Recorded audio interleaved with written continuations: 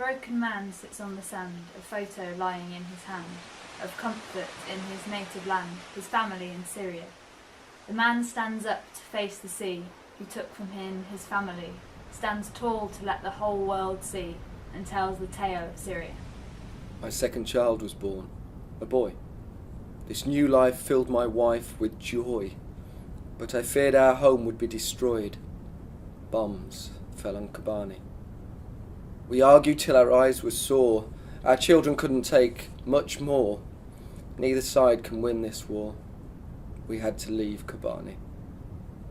We travelled with our boys in tow, around a state we used to know, but ash lay on the ground like snow on every road in Syria. I turned my face towards the sky, asked if my children would survive. My voice grew hoarse, but no reply. Had God abandoned Syria? Within 2 years the bombing ceased. Praying our city was released, we went home to rejoice in peace. But Kobani was destroyed. Rahana clutched our 2 boys tight. She whispered, "We will be all right."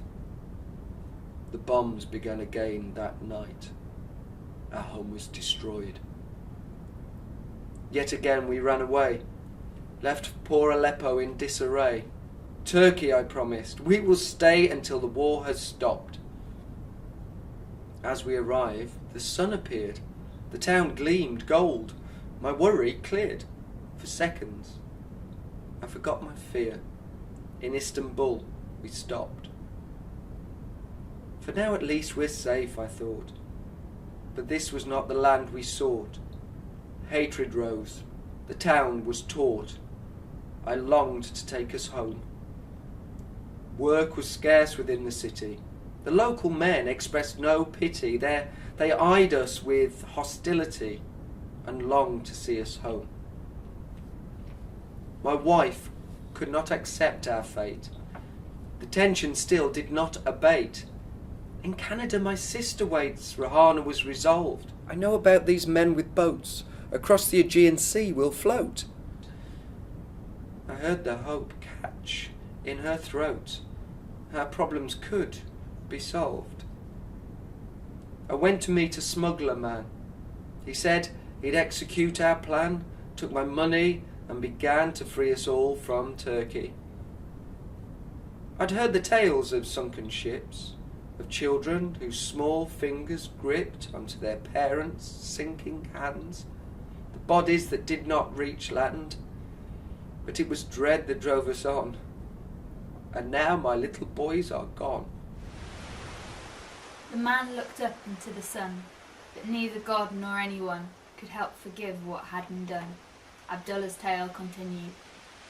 It's strange how fast hope reignites. But crouching in the boat that night, I thought that peace was now in sight.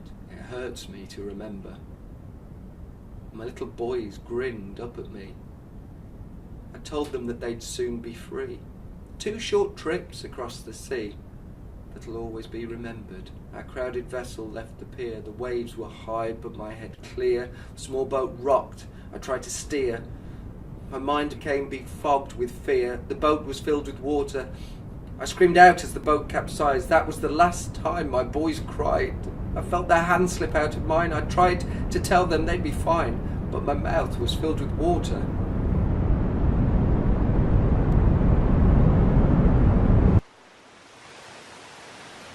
Abdullah is alone again. Although you can't relieve his pain, there are others just the same, trapped in the dust of Syria. To those who come across the sea in search of homes where they'll be free, it's our responsibility to welcome all from Syria.